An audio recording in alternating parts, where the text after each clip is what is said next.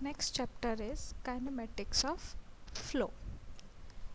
Kinematics, it is a branch of science which deals with the effects of forces on a fluid particles without considering the causes or the forces जिसकी वजह से motion या जो भी effects आ रहे हैं उन फोर्सेस को हम निगलेक्ट कर देते हैं, सिर्फ और सिर्फ हम क्या देखते हैं, उनके effects on the fluid particles. So it is called kinematics of flow. Forces की वजह से जो फ्लूइड पार्टिकल्स है उसमें कई तरीके से इफ़ेक्ट्स आ सकते हैं. लाइक मोशन स्टार्ट हो जाएगा, पार्टिकल्स मोशन में आ जाएंगे, मतलब जो आपके पैरामीटर्स वर्किंग होंगे वो होंगे velocity, acceleration, density etcetera. Now fluid motion को डिस्क्राइब करने के हमारे पास दो मेथड हैं, लैग्रेंजियन मेथड और यूलरियन मेथड. जो यूलर्स की मेथड है वो पर्टिकुलर पॉइंट पर फ्लूइड पार्टिकल्स का फ्लो बताता, वहीं पर लैग्रेंजियन मेथड में पर्टिकुलर सिंगल फ्लूइड पार्टिकल की डिफरेंट पॉइंट्स पर वेलोसिटी, एक्सेलरेशन, डेंसिटी को डिस्क्राइब करते हैं. मोस्टली जो हम एनालिसिस करते हैं वो यूलरियन मेथड से करते हैं, मतलब पॉइंट्स पर फ्लूइड पार्टिकल्स के जो पैरामीटर्स हैं, velocity, pressure, density and acceleration, इनकी स्टडी करेंगे. Okay. In kinematics first we will see the types of fluid flow. So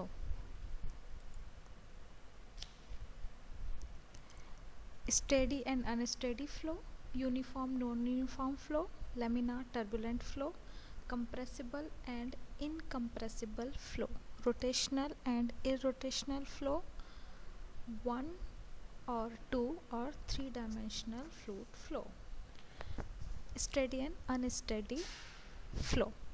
The steady flow is defined as that type of flow in which fluid characteristics like velocity, density, pressure, etc. at a point do not change with respect to time. Del V upon del T is equal to 0. Del P upon del T is equal to 0, and del J is showing density. Del rho upon del T is equal to 0 in unsteady flow. In unsteady flow, these parameters will change with respect to time. So suppose एक pipe है जिससे आपका water flow हो रहा है. इस pipe में जो वाटर है वो फुल्ली फ्लो हो रहा है, मतलब टोटल फुल फ्लो में है. सो जब आप टाइम 12:30 PM आपने चेक किया, पाइप से जो फ्लो हो रहा था फुल फ्लो हो रहा था. सो एट टाइम 1 PM फिर चेक किया, तब भी आपका पाइप में जो फ्लो था वो फुल्ली फ्लो हो रहा था. मतलब जब फुल फ्लो हो रहा था तो जो प्रेशर है पाइप का वो टाइम के साथ चेंज नहीं हो रहा है, राइट. हाई प्रेशर पर वाटर फ्लो हो रहा है. सो यहाँ पर प्रेशर सेम आपने रीडिंग ली मैनोमीटर से, हाई टाइट 10.5 मीटर. ओके, ये हेड है ना. सो प्रेशर हेड मिला आपको 10.5. 1 PM पे आपने चेक किया, फिर से प्रेशर हेड मिला 10.5 मीटर. मतलब जो डेल पी था वो with respect to time change नहीं हुआ. टाइम कितना में 30 मिनट्स में चेक किया हुआ, तो 30 मिनट्स में ये टाइम में प्रेशर चेंज नहीं हुआ. इसका मतलब है del P upon del T is equal to 0. Next velocity check किया, वेलोसिटी चेक किया पाइप में. सो एट 12:30 PM जो वेलोसिटी मिली थी हमें वो थी 30 metre per second. Same 1 PM पर चेक किया, वेलोसिटी हमें फिर से मिली 30 मीटर पर सेकेंड. दोनों टाइम पर वेलोसिटी सेम मिल रही, मतलब del we upon del T जो टाइम लैप्स हुआ है वो 30 मिनट्स है. इस 30 मिनट्स में वेलोसिटी में कोई चेंजेस नहीं आए. So del we upon del t फिर से 0। नेक्स्ट, यदि वाटर फ्लो हो रहा है, सो इसकी डेंसिटी भी क्या है, वाटर की चेंज नहीं हो रही with respect to time, so del rho upon del T is equal to also 0। So in this case जो पाइप में फ्लो हो रहा है वो कौन सा होगा, स्टेडी फ्लो। वहीं पर सपोज अभी वाटर एट 12:30 PM आपने चेक किया, प्रेशर हेड था आपका 11 मीटर, ओके। वेलोसिटी चेक की, वेलोसिटी थी 30 metre per second and density 1000 kg पर मीटर क्यूब वाटर का। Now after 2 hours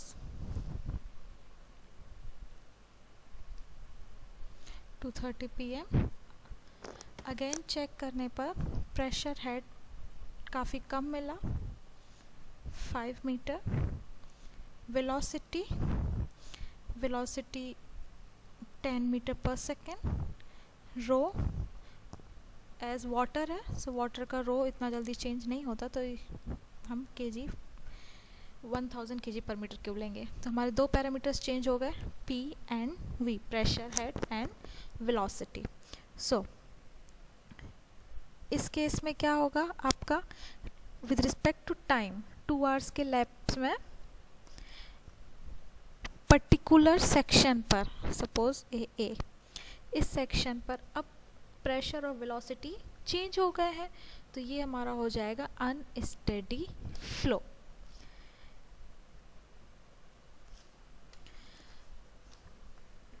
Uniform and non-uniform fluid flow.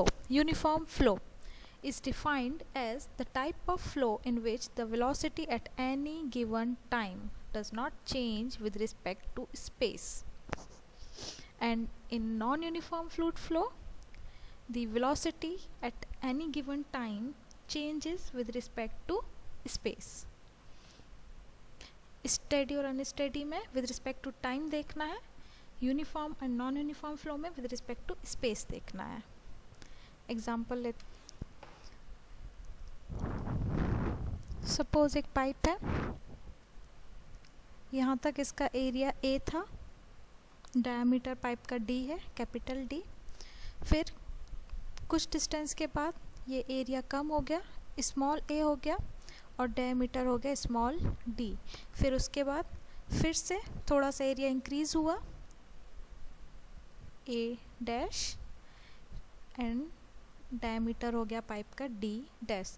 फिर अगेन ग्रेजुअली आपका डायमीटर कम होता जा रहा है और एक यहाँ से वाटर जेट के रूप में बाहर आ रहा है, ओके।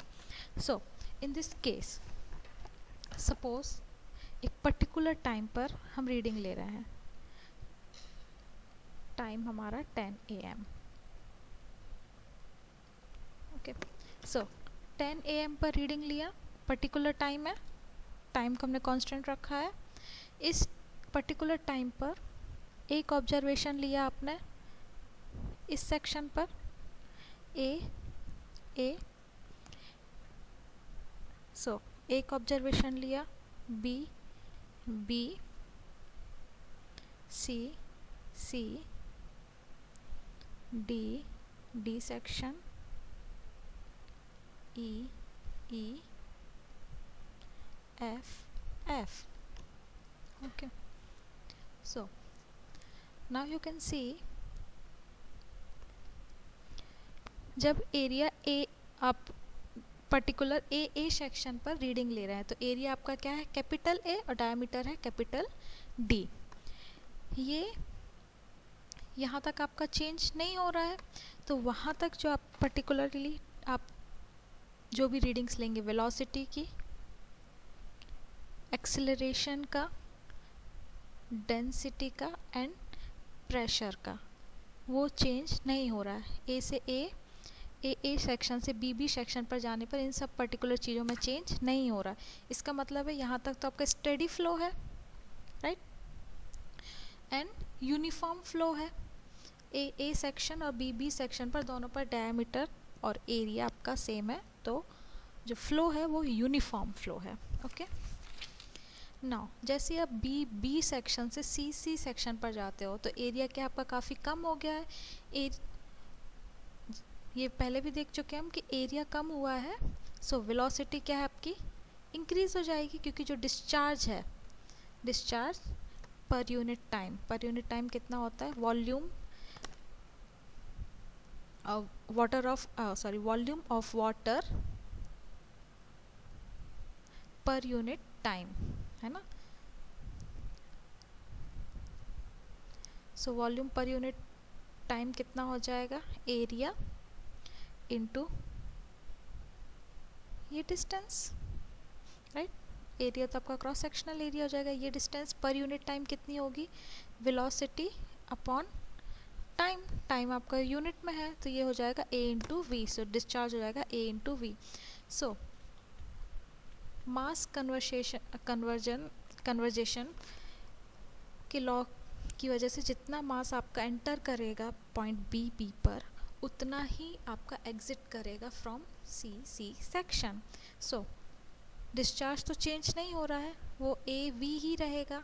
बी सेक्शन पर कैपिटल ए इंटू वी 1 होगा, और सी सेक्शन पर स्मॉल ए इंटू वी 2 होगा। अब यहाँ पर एरिया बड़ा था तो वेलोसिटी कम होगी, यहाँ पर एरिया कम हो गया है तो उतने मास ऑफ वाटर को एग्जिट करवाने के लिए उतने ही टाइम में, यूनिट टाइम में आपकी वेलोसिटी क्या हो जाएगी, इंक्रीज हो जाएगी। ठीक है, तो अब बी सेक्शन से सी सेक्शन पर जाने पर आपकी वेलोसिटी इंक्रीज होगी, तो कहीं ना कहीं एक्सीलरेशन चेंज हो रहा है, राइट। प्रेशर हमने सेम माना हुआ, जब भी आप प्रेशर चेक करोगे तो सेम होगा, इसमें सिर्फ और सिर्फ वेलोसिटी चेंज मानते हैं, प्रेशर का क्यों नहीं है रोल वो हम बाद में देखेंगे, क्योंकि मोस्टली जो आपके इस तरीके से सेक्शन चेंज होते हैं तो वहाँ पर सिर्फ और सिर्फ वेलोसिटी और एक्सीलरेशन में ही चेंजेस आते हैं। ओके, ना सी सेक्शन से फिर से डी सेक्शन में जाओगे तो यहाँ पर एरिया कम था, अब एरिया इंक्रीज हो गया, सो वेलोसिटी में फिर से चेंज आ जाएगा। फ्रॉम डी से ई जाओगे, फिर से वेलोसिटी बहुत फास्ट होने लग जाएगी और ग्रेजुअली इंक्रीज हो रहा है, मतलब यहाँ पर एक्सेलरेशन भी आपका धीरे धीरे क्या है, इंक्रीज हो रहा है। तो वेलोसिटी भी इंक्रीज हो रही है और एक्सेलरेशन वो भी इंक्रीज हो रहा है इस पार्ट में। ओके, सो यहाँ से लेके यहाँ तक जो आपका फ्लो है वो कैसा होगा, नॉन यूनिफॉर्म फ्लो। और section A to section B section जाने पर यहाँ पर आपका जो फ्लो हो रहा है वो है uniform flow. Now laminar flow and turbulent flow. Laminar flow, in this type of flow fluid particles move along well defined path or streamlines. In turbulent flow,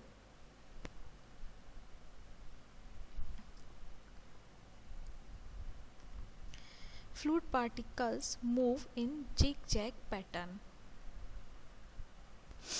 In this video you can see एक glass pipe है जिसमें आपका water flow हो रहा है और pink colour से हमने इसमें डाई जो है, पिंक कलर का डाई इसमें हमने इंसर्ट करवाया हुआ है। जब वाटर का जो फ्लो है वो बहुत लो वेलोसिटी से हो रहा है, जब तक वाटर की वेलोसिटी काफ़ी कम है तो विस्कस फोर्सेस काफ़ी ज़्यादा वर्क करेंगे, जिसकी वजह से जो आपका फ्लो है वो कैसा होगा, लाइन में। आप देख सकते हो जो डाई है, डाई के पार्टिकल्स एक पर्टिकुलर लाइन में और स्ट्रीम लाइन में ये फ्लो कर रहा है।